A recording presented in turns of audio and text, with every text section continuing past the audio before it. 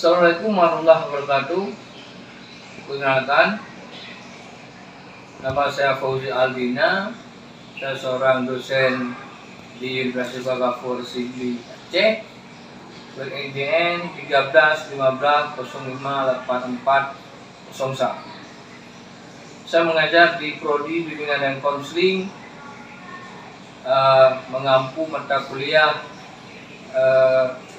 diantaranya adalah psikologi perkembangan, psikologi remaja, psikologi konseling, dan konseling lintas budaya. Dalam proses belajar mengajar, saya mengajar dalam psikologi konseling. Jurusan ini dalam topik atau dalam tema konseling, bimbingan dan konseling pendidikan atau bimbingan dan konseling di lingkup sekolah. Dalam konseling sekolah tersebut, kita akan membahas tentang karir, bimbingan sosial, bimbingan akademik, dan bimbingan sosial lainnya. Untuk selanjutnya kita akan langsung masuk ke ruang proses belajar. Assalamualaikum warahmatullahi wabarakatuh. Waalaikumsalam warahmatullahi wabarakatuh. Oke, baik. Apa kabar semua pagi ini? Baik. Oke, kita lanjut lagi dalam mata kuliah psikologi konseling. Topik kita pagi ini tentang bimbingan dan konseling di lingkup sekolah. Minggu kemarin kita sudah mempelajari tentang bimbingan konseling di lingkup umum atau di luar sekolah. Hari ini kita akan belajar khusus di lingkup pendidikan. Jadi bimbingan konseling di lingkup pendidikan. Kita lanjut. Nah, ini lingkup bimbingan dan konseling di sekolah mencakup upaya bantuan yang meliputi bidang bimbingan pribadi, bimbingan sosial, bimbingan belajar, dan bimbingan karir. Ada empat cakupan dalam bimbingan konseling tersebut. Nah, yang pertama, bimbingan pribadi. Apa yang terbayang atau apa yang terlintas kepada bimbingan pribadi? Artinya konseling di tahapan bimbingan pribadi. Sebagai siswa ada permasalahan, banyak permasalahan siswa di bimbingan pribadi. Sebutkan misalnya ada ini nggak, ada contoh-contoh nggak permasalahan di pribadi siswa di sekolah? Malas belajar, lain banyak, pasti banyak nih kasusnya. Coba disebut. Ngantuk, bolos sekolah, apalagi yang kelihatan selalu di lingkungan ini di sekolah, yang pribadi itu. Karena selain dari permasalahan tersebut, yang pribadi itu, yang di luar sekolah atau di luar hal pribadi, ada bimbingan sosial. Kalau bimbingan sosial apa nih? Bimbingan sosial. Ada yang ini belum memahami kayaknya ya. Bimbingan sosial. Nantilah kita bahas. Ini masih tahap awal. Ya, Ini penjelasannya. Bidang pribadi sosial. Apa ini? Menemukan, mengembangkan pribadi yang beriman pertama sekali. Jasmani, rohani. Itu pribadi. Artinya apa? Hubungan kita sama Tuhan. Hubungan kita sama Tuhan itu termasuk dalam bimbingan pribadi. Itu sebenarnya menyangkut dengan pribadi kita dengan Tuhan. Selain daripada pribadi kita atau efektivitas atau aktivitas kita di sekolah. Itu. Kalau di bimbingan sosial apa? Ini apa ini? Membantu siswa mengenal dan berhubungan dengan lingkungan sosial. Yang dilandasi Budi pekerti. terus menjawab, terus Luhur, kemasyarakatan dan kenegaraan. langsung jawab harusnya. Nah, itu bimbingan sosial. Berarti tugas guru itu membentuk itu kan, tugas kita calon guru BK membentuk pribadi sosial. Artinya apa? Berhubungan dengan lingkungan sosial. Kita tidak luput dari berhubungan sosial. Hubungan antara si A, si B, si C itu adalah hubungan sosial. Jangan lupa dilandasi dengan budi pekerti yang luhur. Artinya akhlak mulia. Akhlak kita terhadap teman sesama sepergaulan atau sepertemanan. Tanggung jawab kemasyarakatan dan kenegaraan itu yang sangat penting. Tanggung jawab kita sebagai teman, sebagai warga negara, itu tanggung jawab kita yang paling penting. Karena misalnya ketika kita ada kasus, ketika kita punya kasus permasalahan, itu bukan kita sendiri. Ada tanggung jawab teman, tanggung jawab orang tua, tanggung jawab lingkungan, desa, RT, RW. Nah, itu semua itu mencakup kepada tanggung jawab kemasyarakatan dan negara. Apalagi kita banyak kasus lagi yang lain. Misalnya pencurian, itu sudah bertanggung jawab kita ke negara, ke hukum, polisi. Kalau kita sudah terkait dengan hukum, nah itu yang harus dibimbingan sebagai guru BK. Karena gini, tanggung jawab kita sebagai guru BK sebenarnya banyak sekali, tergantung tingkat profesionalitas kita dalam membuat atau mengerjakan tugas-tugasnya. Tidak sedikit. Artinya kita sebagai calon guru BK harus benar-benar memahami semua karakter atau sifat siswa. Yang kedua, bidang bimbingan belajar.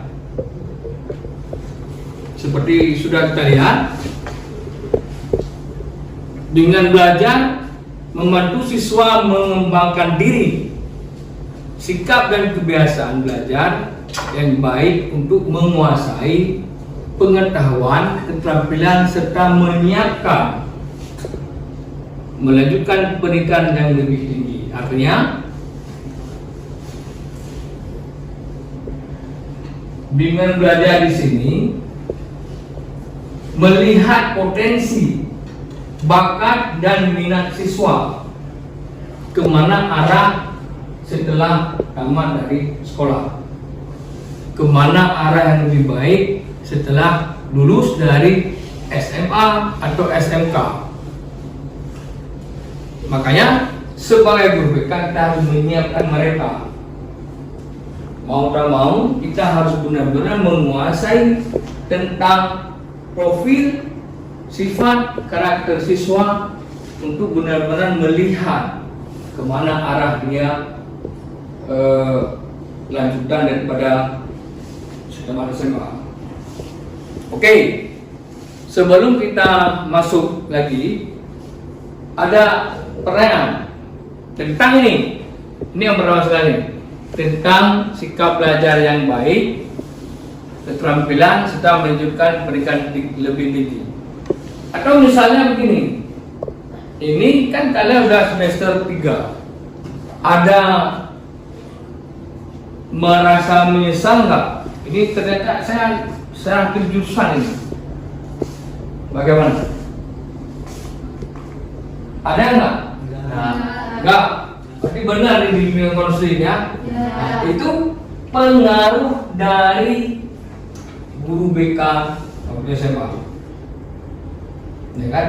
Pengalaman kalian semua waktu SMA dulu pernah tidak ini yang dinamakan dengan bimbingan belajar dari guru atau dari guru BK? Bagaimana? Ada nggak bimbingan belajar? Oh, Anda ini atau kamu harus masuk jurusan ini, kamu harus masuk ke jurusan BK. Gimana? Ada nggak pengalaman waktu di SMA? Ada? Ada. Itu bagaimana prosesnya? Proses untuk bimbingan belajar ini. Kan ini membantu siswa. Itu sebenarnya tugas guru BK sebenarnya ini. Bidang bimbingan belajar, tugas guru BK. Bagaimana? Ada nggak pengalamannya? Karena ini kan menyiapkan melanjutkan pendidikan yang lebih tinggi. Sebenarnya ada proses bimbingan belajar tersebut. Mestinya mungkin kita belum merata tentang pemahaman atau bimbingan tersebut.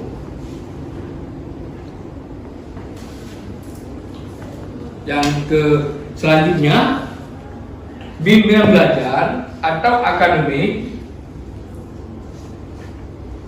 dalam menemukan cara belajar yang tepat dalam memilih program studi sesuai dengan mengatasi kesukaran yang timbul dalam berkaitan tuntutan belajar di suatu instansi pendidikan. Nah, itu lagi tugasnya. Misalnya si A, dia belum atau susah di bidang akademik yang ada statistiknya. Nah, berarti juga kita sebagai BK, oh dia cocoknya ke PS, ilmu sosial. Nah, begitu. Itu tugas kita sebenarnya sebagai BK. Makanya bimbingan belajar tersebut ada untuk menyiapkan dari bawah, dari tingkat SMP ke SMA, dari SMA ke perguruan tinggi. Itu bimbingan belajar semua.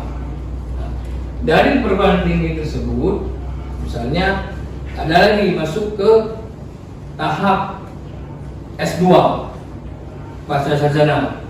Itu harus ada bimbingan belajar juga. Misalnya dari SMA dia ngambil IPS, waktu perguruan tinggi ada berhubungan dengan IPS, terus lanjut ke S2 ke bagian ilmu sosial juga. Itu saling berdekatan dengan belajar proses pendidikan yang lebih tinggi. Nah, artinya sebagai BPK kita harus benar-benar menyiapkan diri yang pertama, seterusnya menyiapkan siswa. Nah, kita sebagai mahasiswa pertama sekali menyiapkan diri, mampu tidak untuk membuat calon-calon siswa atau calon mahasiswa ke jenjang lebih baik. Setelah itu baru menyiapkan siswa.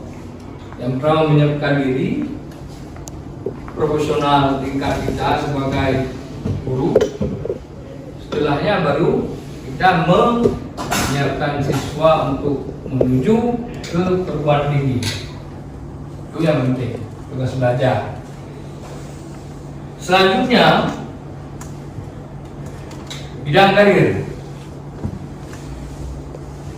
Bidang karir apa ini? Mempersiapkan diri menghadapi dunia pekerjaan. Sebagai guru BK, kita harus peka melihat, harus jeli melihat keterampilan siswa di SMA atau di SMP. Kita sudah melihat nih potensi si anak ini atau potensi si A, dia bidang ini. Misalnya waktu SMP ada siswa dia pintar sekali matematik misalnya. Nah, berarti waktu di SMP kita genjot, kita latih, kita arahkan.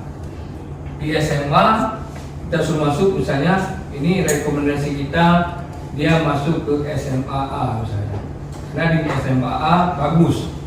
Nah, di SMA tersebut digenjot lagi di pelajaran matematik. Nah, artinya kita beri rekom lagi. Kalau misalnya kita guru BK di SMA, nah disitulah kita rekom, kita beri arahan supaya si anak tersebut dia cocok masuk ke matematik. Nah, itu tugas kita. Oke. Yang kedua, dalam pemilihan lapangan pekerjaan atau jabatan profesi tertentu. Begitu juga itu kalau misalnya tingkat SMP, SMA, kan karir tuh profesi tertentu. Boleh juga di SMA atau di SMK lebih tepatnya, itu arah ke mana? Di SMK biasanya ada berapa jurusan? Siapa di sini yang SMK? Yang lulusan SMK di sini siapa nih? Ada. Biasanya di SMK ada berapa jurusan? 5. Apa saja itu? Tata busana, administrasi perkantoran, ya, teknik komputer, ya, tata boga, perhotelan. Ya, itu dari situlah kita karir kita tahu. Oh, saya lebih suka ke tata boga misalnya. Saya lebih suka ke komputer. Saya lebih suka ke tata busana. Itu termasuk karir. Termasuk karir arah dari peminatan kita, arah minat kita atau keinginan kita untuk melanjutkan setelah tamat di SMA, di SMK. Misalnya tata boga, kita tata busana ya, tata busana. Langsung kita nanti pas tamat SMK kita buka butik misalnya, butik ya. Nah bisa kita buka butik. Itu ada bekal ilmu dari SMK. Kalau misalnya kita mau langsung kerja, kita bisa membuka butik dengan bekal ilmu di SMK dulu. Kalau misalnya si siswa tersebut tidak mau lagi kuliah, oke, dia fit kerja. Atau misalnya dia mau kuliah, setelah tamat atau setelah lulus dari SMK yang Tata Busana, dia melanjutkan ke sarjana atau ke S1 di jurusan desainer misalnya, atau jurusan lain lagi misalnya apalah, pokoknya desainer lah. Nah, itulah siapa yang mengarahkan itu, siapa yang bisa mengarahkan siswa tersebut, guru BK. Makanya kita harus menguasai keempat bidang tadi: pribadi, sosial, akademik, karir. Itu sangat harus bisa menguasai tersebut supaya nanti calon siswa jangan sampai dia tak mau arah. Siswa-siswa kita tidak mau tahu, dia tidak tahu, waduh ini arah bagaimana, kemana, dia gamam, jatuh arah. Oke? Peran kita sebagai guru BK sangat luar biasa untuk melihat potensi yang ada di siswa tersebut. Nah itu, makanya kalau yang di SMK ada 5 jurusan, itu peminatan yang berbeda. Dari tahap 1 mungkin belum masuk ke tahap pemilihan, belum kan? Belum. Tahap kelas 2, kelas 3 maksudnya. Ya. Masuk ke peminatan di SMK. Ya. Kelas 2, kelas 3 kan? Nah, jadi di kelas 2, kelas 3 itulah yang sangat berperan BK. Dia sukanya di tata boga, tata busana, komputer, hotel misalnya. Itu sangat berperan sebagai guru BK. Kalau misalnya di SMA, apa tugas guru BK bidang dari akademik? Kalau di SMA, apa yang perlu kita jelaskan terhadap siswa itu di bidang karir? Melihat potensi siswa dalam belajar. Yang lain? Kalau di SMA, pemilihan jurusan itu kelas berapa? Hah? Pemilihan jurusan masih ada kan sekarang? Kelas 1 kan belum. Kelas 2, kelas 3, kelas 2 itu pemilihan. Ya. Mana nih alumni SMA? Semua SMA kan? Nah, di kelas 2, kelas 3 itu pemilihannya kan? Itu siapa yang berperan? Guru BK. Yang berperan adalah guru BK. Maka dari situlah kita sebagai calon guru BK harus benar-benar menguasai ilmu, menguasai profil siswa, menguasai lingkungan siswa, supaya kita benar-benar menjadi seorang guru BK yang sangat profesional, dan supaya proses pembelajaran atau proses siswa dalam memilih jurusan di universitas, dalam memilih jurusan di kampus tidak salah. Artinya kita sudah, kewajiban kita sebagai guru BK sudah kita sampaikan ke siswa sudah puas atau siswa merasa senang, sudah kita bimbing sebagai guru BK, ya kan?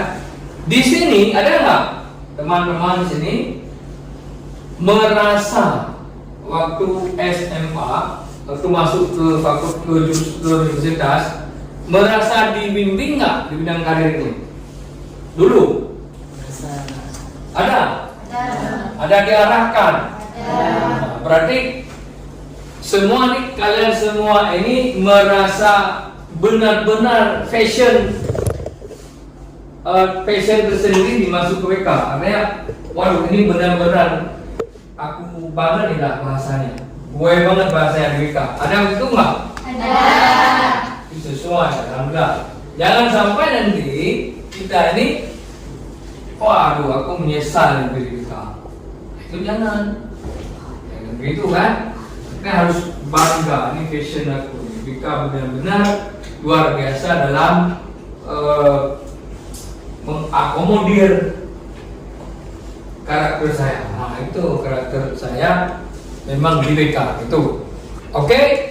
Ada pertanyaan? Ada pertanyaan? Oke, silakan. Bagaimana cara kita sebagai guru BK mengetahui passion peserta didik kita sehingga kita bisa membantu untuk arah karir kamu ke sini seperti itu. Ya, oke, terima kasih. Pertanyaan sangat bagus ini. Sebenarnya untuk mengetahui passion siswa tersebut kita harus mengenal profil siswa benar. Profil siswa, lingkungan dia, bagaimana dan hobi dia kita arahkan semua. Makanya ketika kita melihat karakter si A, dia lebih kepada begini, atau hobi dia begini, lingkungan dia begini, itulah kita arahkan. Kadang-kadang siswa sekarang langsung dia punya prestasi di akademik atau prestasi di bidang olahraga atau prestasi di bidang seni, langsung berarti udah nggak perlu capek kita lihat, tapi ada di sini. Nah, kadang-kadang memang harus kita gali. Nah, makanya sebagai guru BK kita harus mengetahui juga, mengenal juga siswa yang memang introvert, extrovert, tertutup atau siswa terbuka. Kalau siswa tertutup, ya memang kita dari profilnya, profil si siswa, baru kita melihat yang lain-lain lagi. Oke, saya rasa ini cukup untuk pertemuan pagi ini.